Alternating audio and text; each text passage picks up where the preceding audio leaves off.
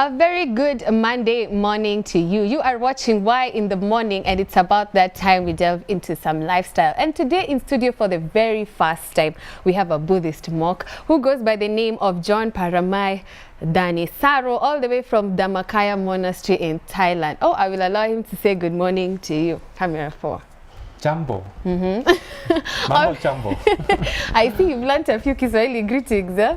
But we'd like to understand, we've never had a Buddhist monk before, and we'd like to understand your story all the way from Thailand. We'd like to understand, how did you decide you wanted this lifestyle? Most men are very reluctant to be monks. We'd like to understand how you came about this lifestyle. Yeah, I didn't want to be a monk either because I didn't want to shave my head. But my mom wanted me to become a monk at least for 1 or 2 months because this is like a cultural thing in Thailand that every once in a life we have to do it. It's more like a military training or any kind of religious workshop or something like that, that you just do it for 1 or 2 months. And it took my mom 10 years to persuade me to to become a monk. 10 years? Yeah, oh, because goodness. I always postponed to her, like, let me finish my bachelor, my master, and when I finished my PhD, I had more excuse for her. So eventually I decided to become a monk for 2 months, but this has become already 11 years.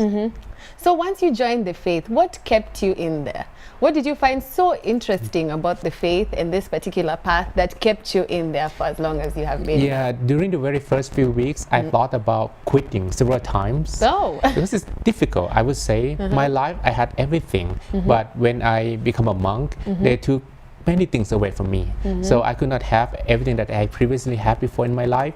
But one thing that helped me to stay as a monk is I didn't actually need a lot to be happy. You know, at some point when I was meditating with a group of monks in the northern part of Thailand, I felt like this is it. I don't need a lot to be happy. This is what I need. I just need this cloth. I just need to stay with some friends. I just need to meditate.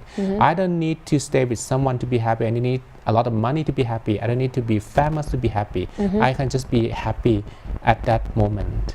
Interesting, because Buddhists believe that they can eliminate suffering, all human suffering. And I'd like to understand why you believe that it's possible to eliminate suffering. Basically, the word suffering seems to be something very heavy. Yeah. But in fact, suffering is something that we create with our own mind. Normally, if you have something, you want to hold it with you forever. Like if you are rich, then you want to maintain that you become a millionaire, a billionaire forever. Or if you become famous, you probably want to be like the most famous person in a country or in the world. But if you lost it, that is when you can't accept. And when you cannot accept, then you started to feel suffer and you feel bad about it. So this is called attachment. When our mind is attached to something and it cannot release, then we are suffered. So we can eliminate suffering easily by letting go. If we learn to let things go from the mind, what we have at the moment, and maybe in the future we don't have them, we just let it go. We can become happier. I like that. So it's all about getting rid of these attachments that cause you to be miserable in the event that you're cut off from them. However, you do have some very interesting beliefs, which is one that has surprised some people here in studio, that you don't greet women. And I'd like to understand what else is so interesting about the Buddhism religion that we'd like to know here at Y254 as young people. I think Buddhism is about self-development. It's about that we begin the change within themselves first, because usually these days things are happening around us, and we actually focus on something outside of ourselves too much. And you know, we live in the world of materialism, that everything depends on what you have. But in Buddhism, it's not about what you have, but it is about who you are. So you have to understand yourself, come back to yourself and learn more about the purpose of life. And this coming back to yourself, beginning with yourself first, changing yourself first, I think it's the beauty, and it is a lifestyle that anyone can practice. I see, that's quite interesting. Also, the reason why the young people wanted you to come on this show today, and they're actually here with you, is because they wanted you to explain to us your dynamics of peace.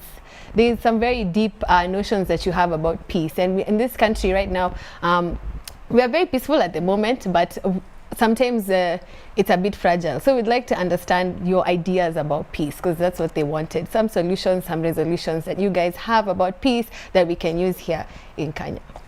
There are different explanations about peace. That peace is the absence of war. Peace is the absence of violence. But our notion of peace is the absence of negative feelings in the mind. We call it inner peace. Whenever we are able to calm our mind down and stop our mind from worrying, when the mind is still, and I just organize different meditation sessions in Kenya, many people say the same thing.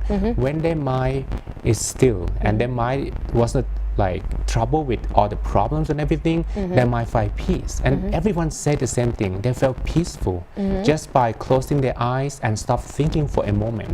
And with this peace, the mind is going to be more beautiful. And when your mind is beautiful, everything you think, you speak, you do, it's going to be beautiful. It's like normally you are looking at the world with glasses, but these glasses are dirty.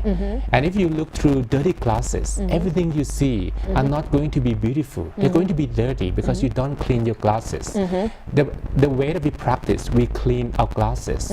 So when the glasses become clear and we look at the world, even though it is the same world, same people, same story, same thing, we can enjoy it in a much better way.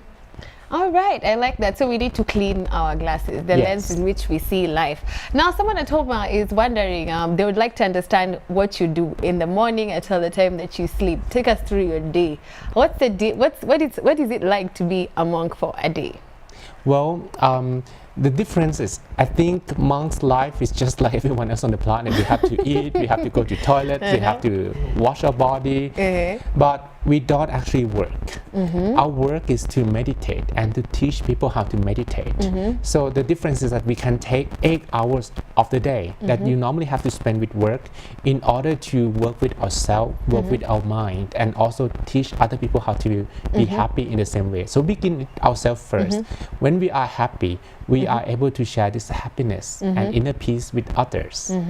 So you look for inner peace for almost 8 hours. You're just in your own mind. That's so interesting. Anyway, someone is asking, are there foods that that you can't eat, and what do you eat? You know, like, what's your diet like? In my practice, monks have to live a very simple life. So since we don't work, we don't have money to buy food. We have to wait for people to give us food. Goodness.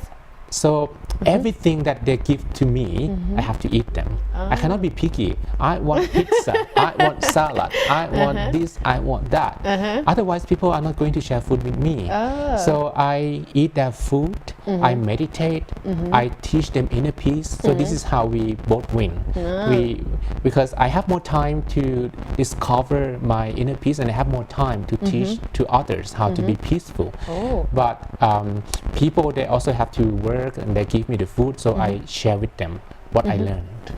All right. We'd like to understand, as a parting shot to the young people out there, now that they finally seen you here, what would be your final statements before you leave the country? Because I understand that you're leaving today. What would you leave with us here?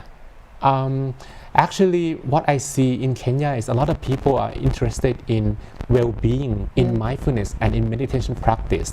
I went to different sessions, and all the sessions were full. So we can see a growing interest. And even though those people are not Buddhists, but they can practice meditation, because everyone has the mind, and we need to clean the mind. We need to clean our body, because if we don't clean our body becomes dirty. We also have to do something with the mind as well. Otherwise, we are looking at the world with dirty glasses, and we can't enjoy it in the same way. So I would like everyone that is watching now to take a look back to themselves and start recollecting about their life, about what true happiness really is. And if they understand the meaning of true happiness, then our life is going to be according to the direction to achieve the true happiness. All right. Have you now that your mother was the one who insisted that you would become a monk and what have you, what has her role been in your life now for the period of time that you've been a monk? You don't greet women, you don't. So do you still greet her? Yes.